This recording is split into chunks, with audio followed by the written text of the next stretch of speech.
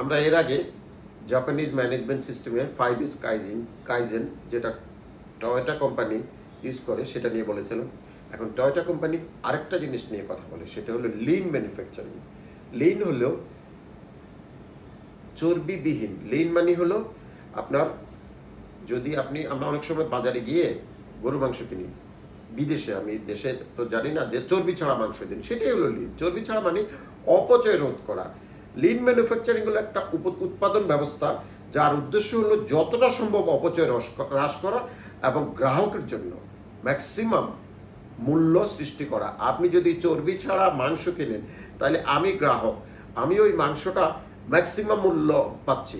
আমি 10 টাকা দিলাম, দেখা গেলো আমি 9.5 টাকার পিওর মাংস পাচ্ছি। সেটি হলো গ্রাহকের জন্য।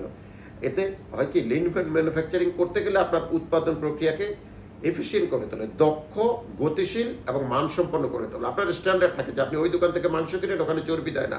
এটি হলো তার লিন প্রোডাকশন।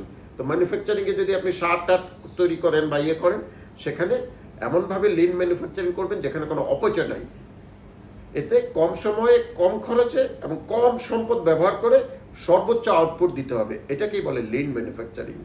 লিন ম্যানুফ্যাকচারিংয়ের জন্য 5টা পয়েন্ট দেখবো আমরা, সেটা আমরা একটু পরেই বলছি। Thank you.